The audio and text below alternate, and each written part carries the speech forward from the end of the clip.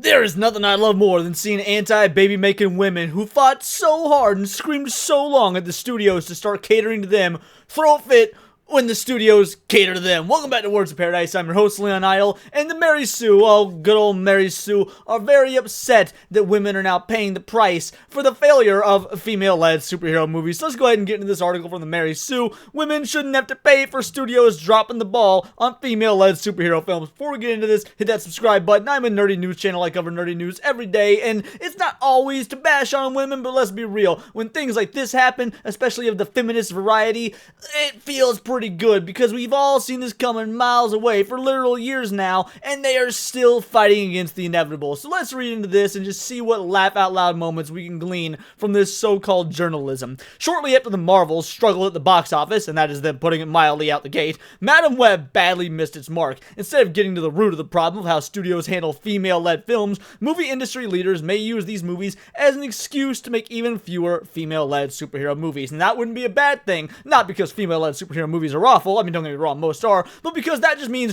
fewer superhero movies in general. Because let's be real, cape stuff is dying and it can't die fast enough. It's not as if it's only female-led superhero movies that are dying. I mean, Blue Beetle completely failed at the box office. In fact, most recent superhero films have utterly failed at the box office. Last I checked, The Flash was not exactly a female-led hero movie, but it was an abomination that completely tanked. But of course, they want to look at everything through the gendered lens and say it's only happening to women and you're blaming women, when in all reality, superhero movies have been on the downswing for about a year and a half, if not 2 years, if not even more than that, for a little while now, and lo and behold, they only want to look at it through what's between the legs or not between the legs, depending on how you want to spin this, because that's all women care to do, or at least that's all the feminists at the Mary Sue care to do. Last year, despite critical reviews leaning positive, the Marvels had too many factors working against it, and it flopped at the box office, and of course, they're going to do what we know they're going to do. They're going to blame the strikes, they're going to blame the fact that there was an outcry online from sexist incel men when,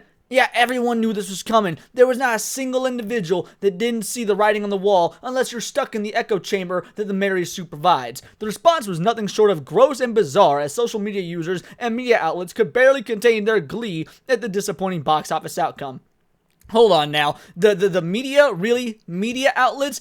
Every single media outlet under the sun was trying their hardest to make Madam Web a success before they had, or not Madam Web, I'm sorry, the Marvel's success, before they had to acknowledge, okay, yeah, the movie failed. We can't even pretend it didn't fail because, I don't know, you can just go to Box Office Mojo and look at the numbers for yourself. I will actually give the media credit for at least not pretending this movie was a success until literally a few weeks ago when it dropped on Disney+, and now the media has a resurgence and they're acting like everyone missed out on God's gift to cinema. The film and director Nia DaCosta's achievements were overlooked and minimized while the movie's shortcomings were sensationalized. I've gone on record as saying that I found the Marvels to be objectively and horrendously mid. Like, it is the epitome of the mediocre movie. Has nothing to do with the fact that it's a female director, though I am wondering what they're referring to when they say Nia DaCosta's achievements. What did she achieve? The lowest grossing MCU film of all time? That's an achievement I would also want to be minimized. I'm just saying if it were me, personally. The Marvels opened at $47 million, and it was deemed an immense failure. But when Aquaman and the Lost Kingdom was projected to open $30-40 million,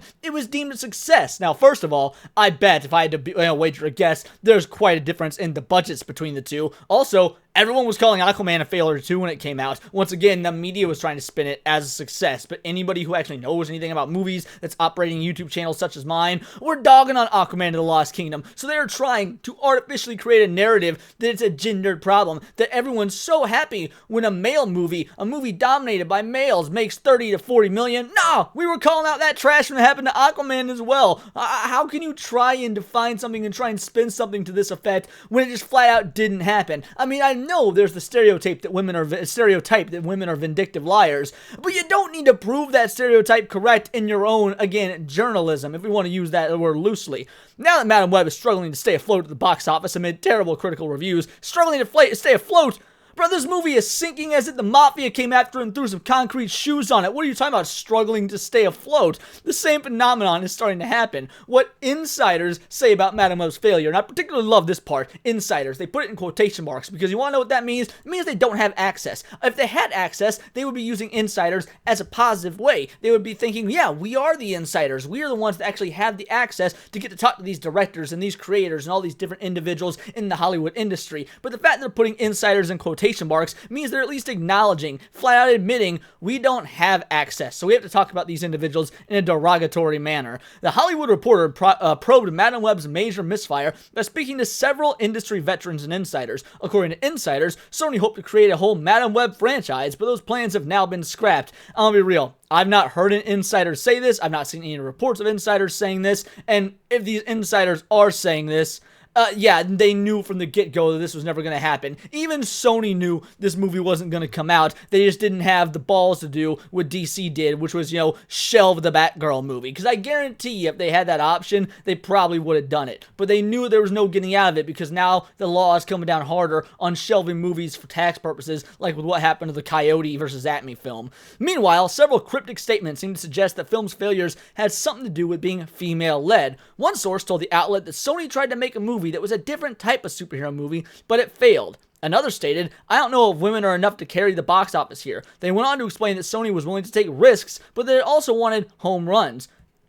I don't really see anything wrong with that. Like, yes, it is great to take risks, but when you have failure after failure after failure, maybe you gotta take a step back and realize there's a time to take risks, and that time absolutely is not now. It's not hard to see what these sources are getting at. Sony can now point at Madame Web as proof that it at least tried to make a female-led superhero film and use its failure as an excuse not to make any more. What more do you want? Give me any other female superheroes that haven't gotten a movie that you think people would actually show up for. You used a C-tier character that people probably only know from the 1994 Spider-Man cartoon, and then you did her dirty by not having the character look or act anything like that character that would have appeased the 12 people that are actually Madame Web fans like myself. So what are you actually asking for? Give me any superhero character, female-led, that people would actually show up for, that's a well-known, big enough name that we haven't already gotten films for. You could try Catwoman, but we saw Catwoman didn't work all the way out in, 2006? It's lambasted as one of the worst comic book adaptations of all time. People didn't show up for Elektra.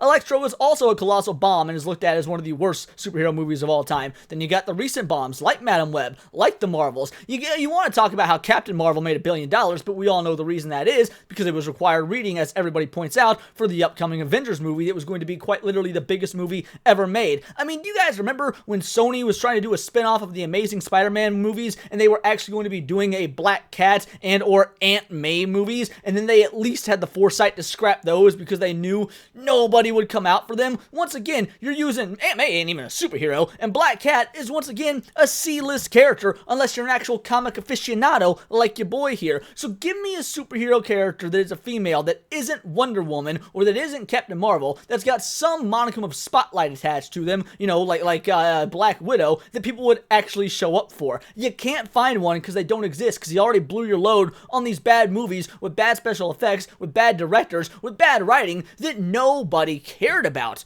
One source took it a step further by subtly blaming women for the film's failure for allegedly not showing up to Madame Web. Well, it wouldn't surprise me if women didn't show up to Madame Web, because if you look back at the Marvels, it was mostly men who went and saw that. It was like 75% male audiences when the numbers came out. Now, I know that not as many people showed up for Madame Web as the Marvels, as difficult as that is to believe, but yeah, I bet it'd be willing to be something the same. It's probably mostly men who went and saw this movie and were vastly disappointed. Men and content creators, because they knew they could make some quick bucks off of it by doing an abhorrent movie review. Of course, even suggesting that women can't carry the box office in any area is laughable. No one's saying they can't do it in any area, but sure, go ahead and try and use Barbie as the example like you're about to do. Did the industry already forget that women made Barbie the #1 film of 2023? Yes, because the industry made a film that women actually care about. It's so mind-boggling. Oh, hey, you see this toy that's been, geared towards women for like 70 years? Let's make a film about that. A film that's got a built-in audience of literally 4 generations of women.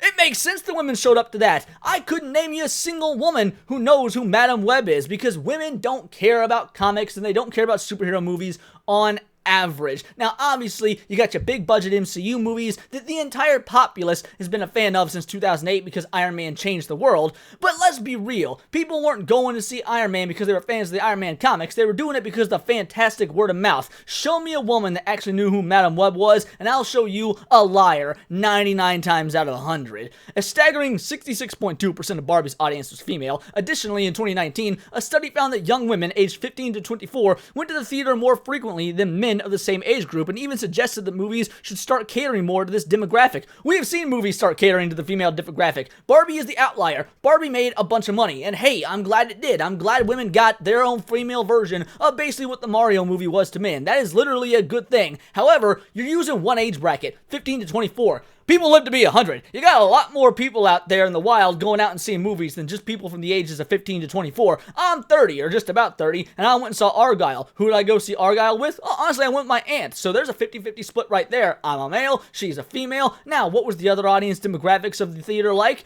Actually, it was about 50-50. It was mostly couples going to see Argyle, or at least that's what it seemed like from my dimly lit theater. So, needless to say, granted, it was a pretty empty theater. Not a lot of folks showed up for that one either, much like Madame Web. But at the end of the day, the fact of the matter is, I don't think that you see on average more women going to the theater than men. It's probably a bit of a 50-50 mix, and you're arbitrarily pulling out this 15 to 24 number because it's the only one that actually helps your case.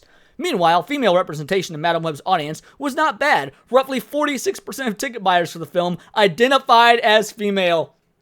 I love they put identify as female, because how many tranny demons you think are out there are dudes pretending to be women, dudes who cosplay as women, and they're definitely lumping them in to that 46% number. And let's say it wasn't. Let's say not a single tranny went and saw Madame Web and it was actually real men and women. That still means more men went to see the movie than women did. So yeah, women just by numbers. How are you going to try and make an argument in your article when you're admitting that women show up less than men to see these sorts of movies? It's unclear where this idea that women can't carry the box office is coming from. It's coming from quite literal box office numbers. When you have flop after flop after flop of films that are catered towards the vagina havers, then it makes sense to believe, man, they're not showing up to these movies that are literally catered for them.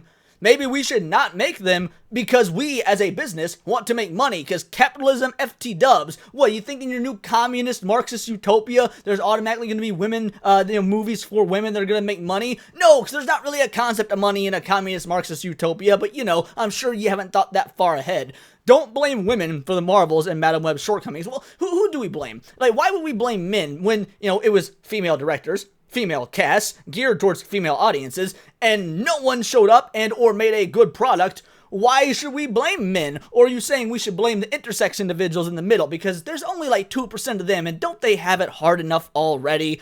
Those trying to say that female-led superhero films don't work or that women aren't showing up for these movies seem to be missing the studio's role in these failures. And there's where it is. They blame the studio. They want to call out these studios for being sexist. At this point, it's not just that men are sexist, it's that entire nameless, faceless corporations are sexist for doing what?